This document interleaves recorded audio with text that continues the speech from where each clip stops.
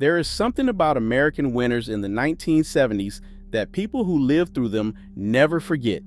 The biting cold, the massive snowstorms, the way entire neighborhoods came together to dig out after a blizzard. And if someone survived those winters, they know exactly what made them so unforgettable. This was a time when winter meant something different than it does today.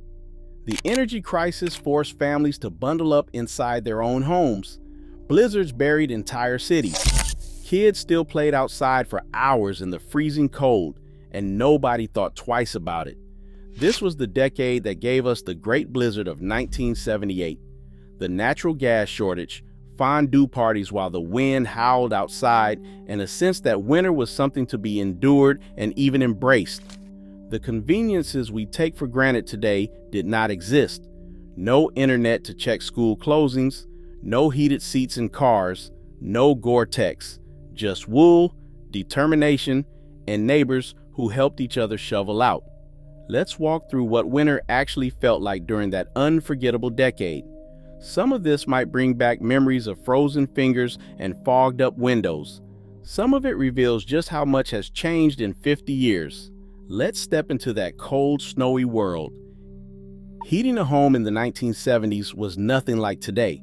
Most American homes relied on oil or natural gas furnaces, and when the energy crisis hit, everything changed. President Nixon asked Americans to turn their thermostats down to 68 degrees during the day and 65 at night. President Carter went further, appearing on television in a cardigan sweater, asking Americans to conserve. Families actually did it. Thermostats were set low, and people adapted. Inside homes, families wore layers. Sweaters were not just for going outside. People wore them in the living room, at the dinner table, while watching television. Heavy blankets piled on beds. Kids slept in flannel pajamas under quilts their grandmothers had made.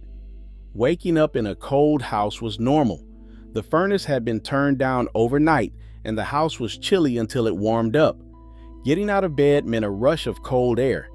Kids would grab their clothes and run to the bathroom, where a small space heater might be running. The bathroom was often the warmest room in the house in the morning. Wood stoves and fireplaces supplemented heating systems. Families that had them used them constantly. The smell of wood smoke hung over neighborhoods throughout winter. Chopping and stacking firewood was a fall ritual, preparation for the months ahead. Some families installed wood-burning stoves as their primary heat source after the oil embargo made heating costs unpredictable. The cars of the 1970s were not built for winter.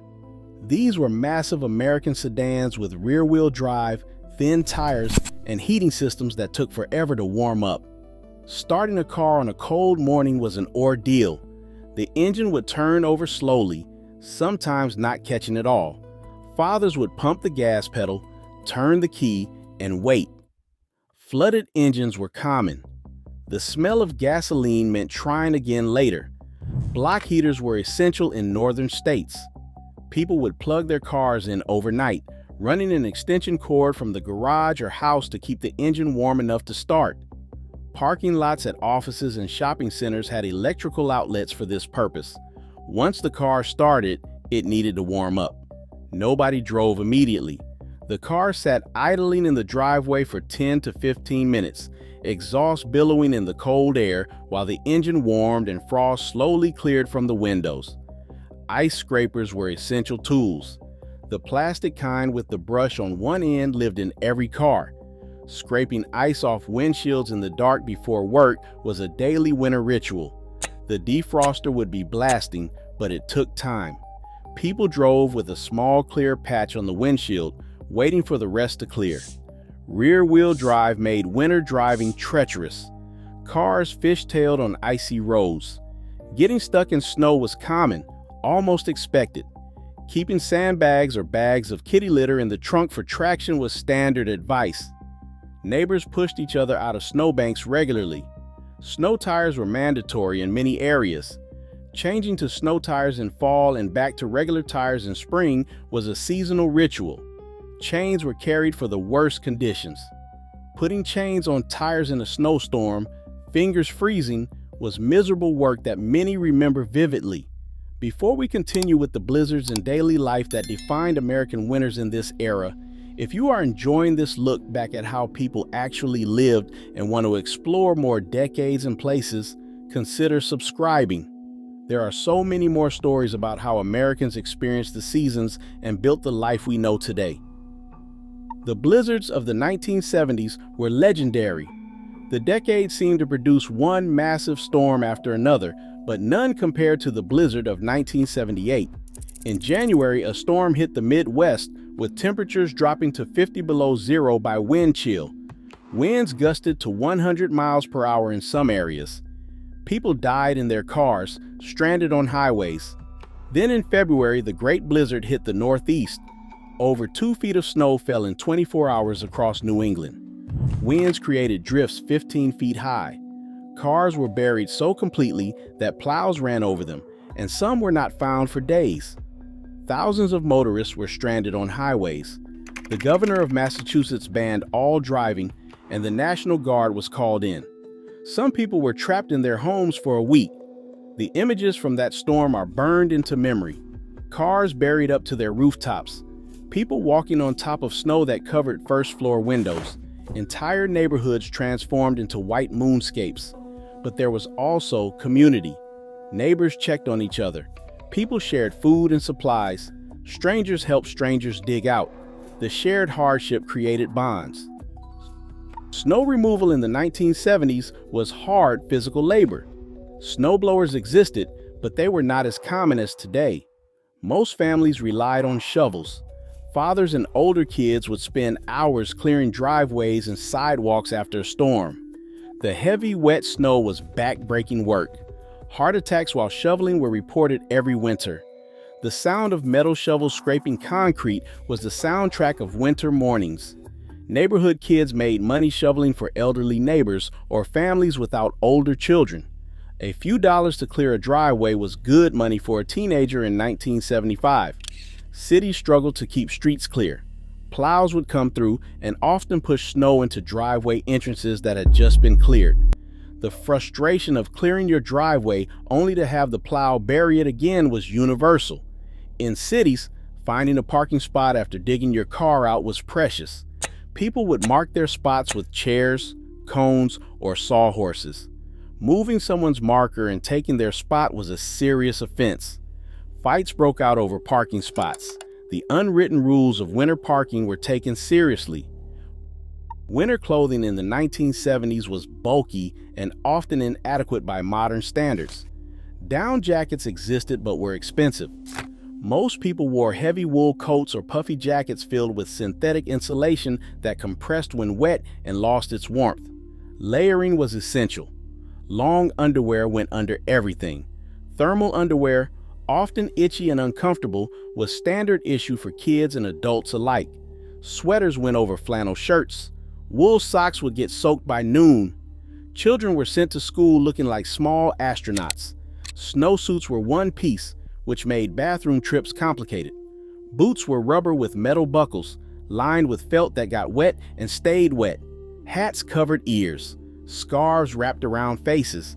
Mittens were connected by a string that ran through coat sleeves so kids would not lose them. Despite all the layers, kids still got cold. Coming inside from playing in the snow meant the painful tingling of fingers and toes as they warmed up. Frostbitten cheeks were common. The warming up was almost worse than being cold. Playing outside in winter was expected. Kids did not stay inside because it was cold. They went out after school and stayed out until dinner, regardless of the temperature. Building snow forts was serious business. These structures took days to complete, with packed snow walls, carefully planned entrances, and stockpiles of snowballs for battles.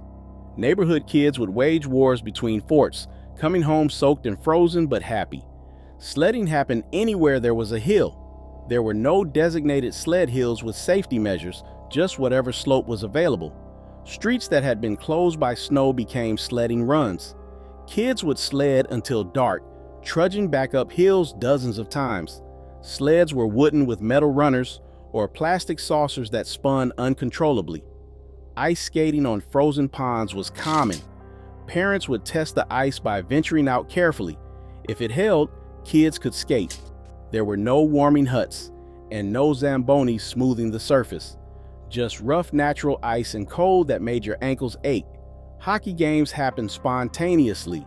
Kids would appear with sticks and a puck, and games would go until someone had to go home for dinner. Snow days were magical interruptions to the routine. There was no internet, and there was no automated calling system. Families tuned to the local radio station and listened to the long list of school closings being read. Kids sat by the radio, hoping to hear their school's name. When it came, the joy was immediate. A free day, unexpected and precious. Snow days meant staying in pajamas late, watching television, playing board games, reading. If the storm had passed, kids went outside to play. Hot chocolate was standard, made from packets of powdered mix stirred into hot water or milk.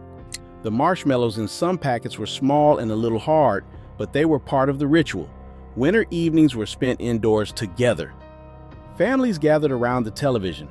The house was warm enough, but not hot. People sat close together on couches. Board games came out more often in winter. Monopoly games could last for days. Risk marathons, endless rounds of Uno. Puzzles sat on card tables for weeks, family members adding pieces when they walked by. Comfort food defined winter eating. Pot roast, slow cooked all day. Beef stew, thick with potatoes and carrots. Casseroles that could feed the family for days. Soup simmered on the stove. The crock pot was perfect for winter meals. Food that warmed from the inside, that stuck to the ribs. Hot dishes were brought to neighbors who were sick or struggling. Holiday baking filled houses with the smells of cinnamon and sugar. Christmas cookies made from family recipes were shaped and decorated by children. Pies for Thanksgiving steamed when sliced. What defined American winter in the 1970s was endurance and community. The decade's winters were brutal, made harder by energy shortages and less advanced technology. But people got through them together. Neighbors helped neighbors. Families bundled up and made do. Children built snow forts and came home frozen and happy. The winters taught lessons about preparation, about helping others, about finding joy in hardship. The blizzards became stories told for decades. Remember when the snow was up to the second floor? Remember when we were stuck for 3 days? Remember when Dad had to walk to the store because the car was buried? These shared memories became part of family histories. For those who lived through those winters, the memories remain vivid. The smell of wet wool drying on radiators, the sound of shovels scraping, the sting of cold air in lungs, the warmth of coming inside to a house that smelled like dinner cooking. American winters in the 1970s were hard, but they were also beautiful, communal, and unforgettable. For those with memories of those frozen decades, there is always more history to explore.